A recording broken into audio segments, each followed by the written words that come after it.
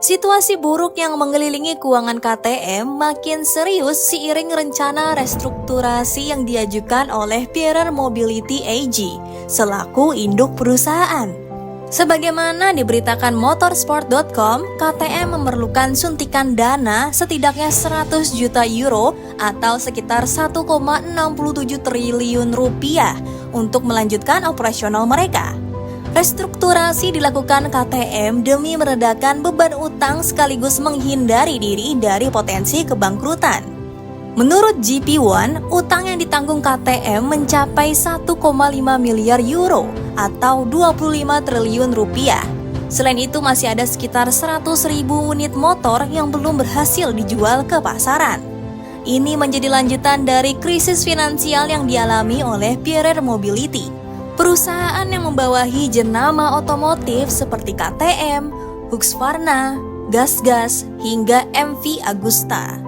Pada Oktober lalu, perusahaan asal Austria itu mengumumkan kegagalan memenuhi proyeksi dalam pendapatan dan laba untuk tahun finansial 2024. Pertanyaan tentang masa depan KTM di MotoGP pun mencuat. KTM membawahi tim di 3 kelas utama, MotoGP, Moto2, dan Moto3. Mereka juga menurunkan motor balap sendiri untuk kelas Moto3. Salah satu talenta besar yang hadir di MotoGP baru-baru ini juga berada di dalam skuad mereka, yakni Pedro Acosta.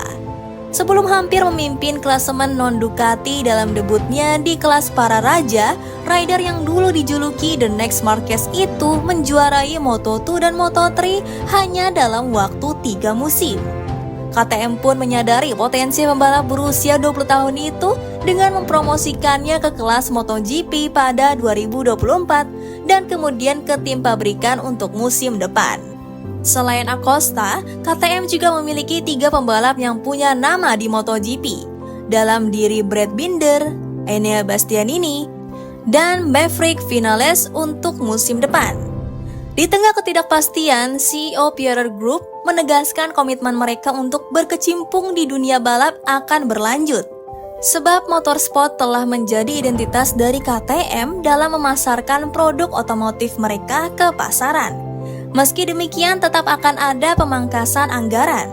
Musim depan, kolaborasi produk minuman berenergi dengan tim dari Austria itu akan diperlebar ke tim satelit Tech3.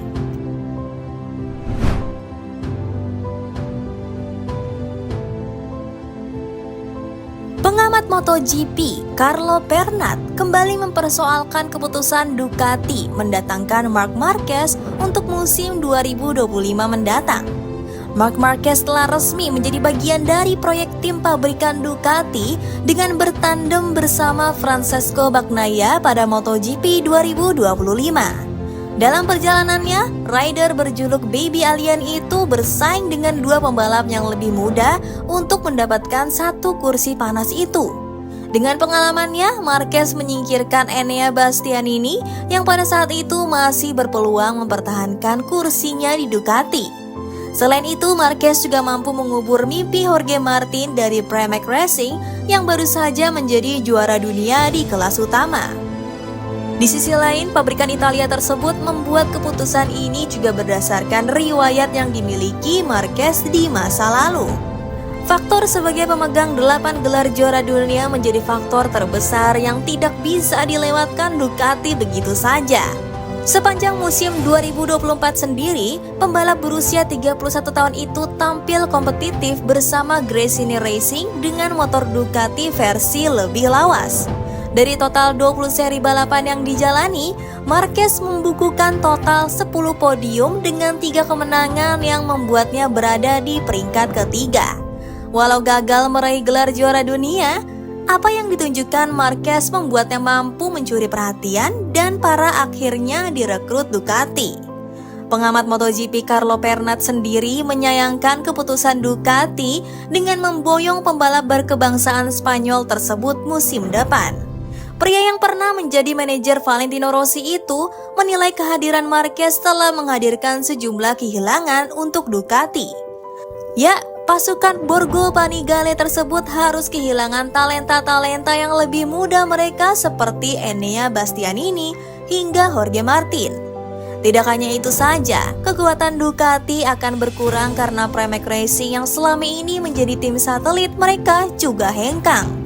Pramac yang bermitra dengan Yamaha sebagai tim satelit mulai musim 2025 mendatang. Kendati memiliki label sebagai peraih 8 gelar juara dunia, Pernat menilai Marquez akan menimbulkan masalah pada musim ini. Dalam kesempatan yang sama, kepindahan Marquez tidak hanya diinginkan oleh Ducati saja, melainkan juga Dorna Sport yang menjadi promotor MotoGP.